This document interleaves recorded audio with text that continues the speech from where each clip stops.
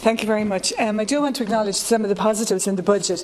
The increase in funding, the extra teachers, the guidance counsellors, the change there, the additional posts for SNA and resources, and also the provision in relation to those one-teacher primary schools that are on islands, and I think they're very positive.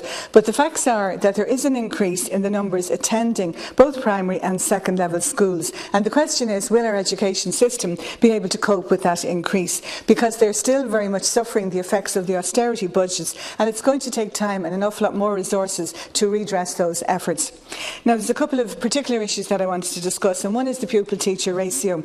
And for me, the priority is those classes with over 30 pupils. Now, some of them are also dealing with foreign national students who have language difficulties. They're also dealing with the pupils with behavioural issues and also with learning difficulties. Now, we know the benefits of the small class size because the research shows that, and in particular the role of the small class size in identifying those with special education needs.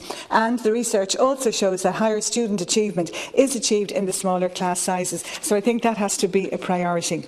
Now, looking at educational disadvantage, and of course I look at my own constituency, and in the very disadvantaged areas there's almost half the population only reached primary education and even lower.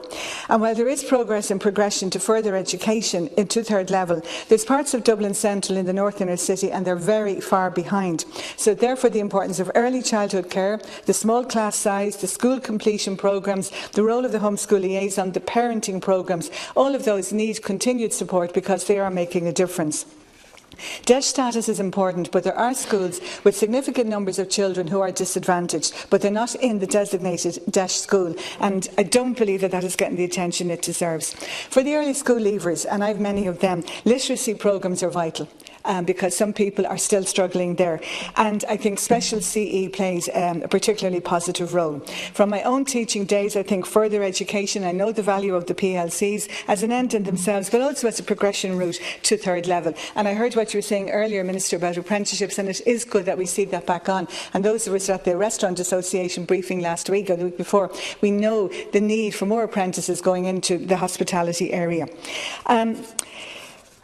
Looking at the educational disadvantage and looking at the motion and the amendments, there was one thing, and unless I missed it when I was reading through them, there was no reference to the funding that goes into private education, into the fee-paying schools. And I'm actually appalled at the times when I see second-level fee-paying schools offering scholarships to children from the non-fee-paying primary schools, and they're presenting this as their contribution to educational equality. But it's implying that the education that they're providing in their fee-paying school is somehow better than that provided by the community school or the voluntary secondary school. A couple of other points here. I've been very critical of the Teaching Council on numerous occasions in the previous Dáil, but I'm actually appalled at the treatment of some teachers who, for various reasons, didn't get their renewal form in on time due to personal circumstances that were not taken into account. And in one case, the fee went through, but not the renewal. And unfortunately, teachers have no recourse to anybody beyond the Teaching Council unless they go the legal route. Secondly, there are teachers who chose, as is their right, not to join a union.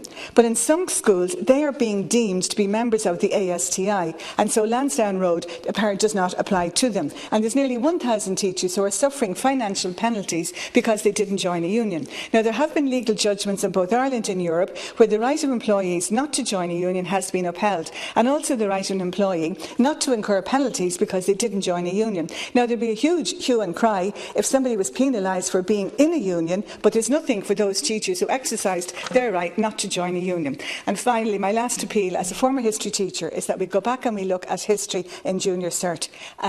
It cannot be taught in a modular way. It just does not work, and we know the importance of history. And as a former teacher, I want to acknowledge the great work that has been done over the years. You know, we hear so much about the negative, but I do want to acknowledge the work of the teachers and the students and the boards of management in the schools over the years.